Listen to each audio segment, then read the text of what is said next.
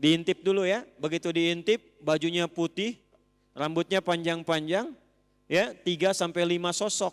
Assalamualaikum, waalaikum. Terus ke bawah dilihat kaki nggak napak, kira-kira bagaimana tuh? Quran surah 51 Az-Zariyat ayat 24 sampai nanti ke 29-nya. Hal ataka hadithu dhaifi Ibrahim al-mukramin idh dakhalu alaihi faqalu salama qala salam qaumum munkarun. Pernahkah Anda dengar kisah tentang para malaikat yang akan datang ke kompleknya Nabi Lut, desanya Nabi Lut alaihi salam.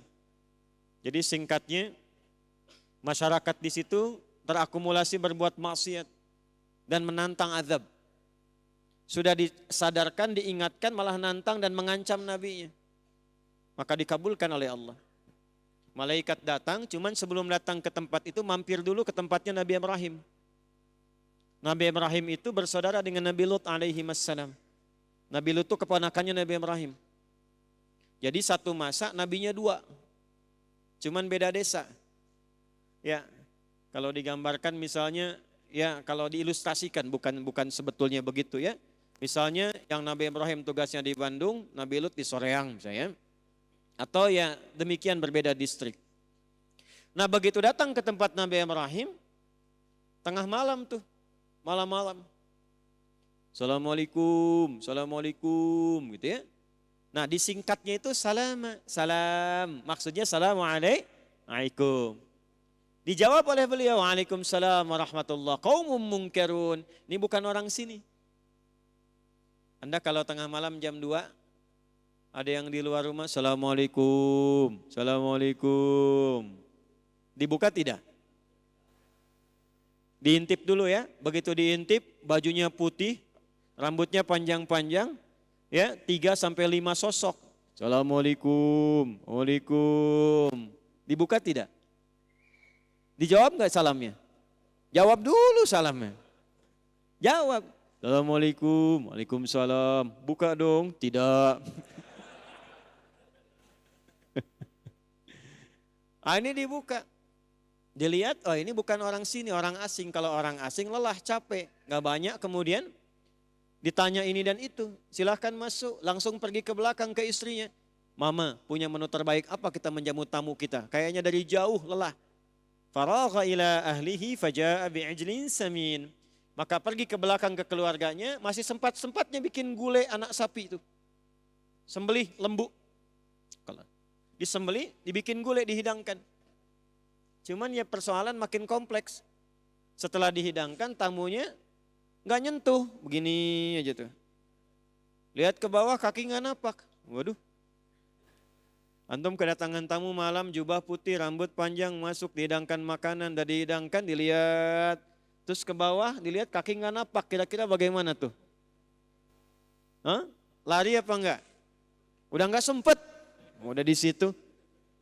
Hah? Makanya bahasa Qurannya apa? Fa'aujasa minhum khifah. Maka aujas terperangkap dalam ketakutan, cuman nggak bisa membebaskan diri.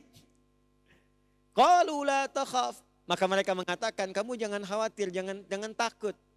Nah orang-orang yang dekat dengan Allah, ini adabnya, ini hikmahnya.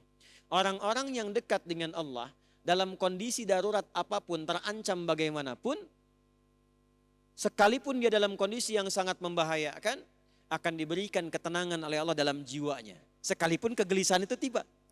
Bukan gak gelisah.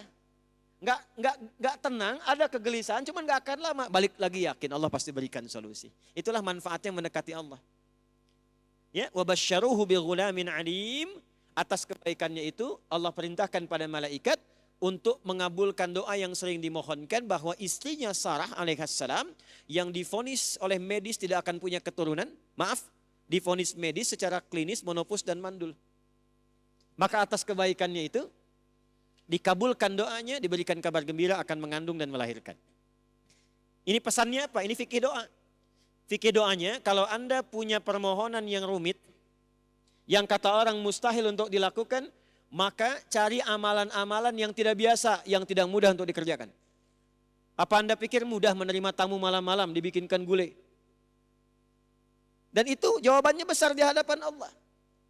Kalau permintaannya berat, maka cari amalan yang tidak mudah orang mengerjakan itu, tidak biasa. Bangun malam tahajud yang orang tidak bangun. Puasa saat orang makan, puasa sunnah.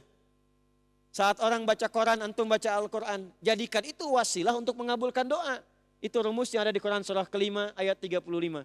Ya ayyuhalladzina amanu ittaqullaha wabtaghu ilaihil wasilah. Hei orang-orang yang punya iman, tingkatkan takwamu kepada Allah. Dengan takwa itu cari wasilah untuk mengabulkan harapanmu. Ada yang dengan sedekah, ada yang dengan sholat, ada yang dengan berkhidmat. Jadi jangan dibayangkan pakai uang saja. Datang ke Pusdai, bantu-bantu di sini. Bantu-bantu, coba apa yang bisa dikerjakan. Allah pasti berikan jalan. Niatkan wasilah mendapatkan kebaikan. Termasuk Anda yang bekerja mengabdi, niatkan dengan ikhlas. Itu bisa menghilangkan kesulitan. Nanti fikihnya ada di Al-Bukhari. Yang 3 orang sedang berjalan tiba-tiba kena hujan itu. Masuk mereka ke dalam gua, batunya menggelinding. Kan mereka bebas dari situ setelah bermohon kepada Allah dengan amal solehnya. Di antum tuh kalau beramal soleh, kita, itu insya Allah gak akan ada yang sia-sia.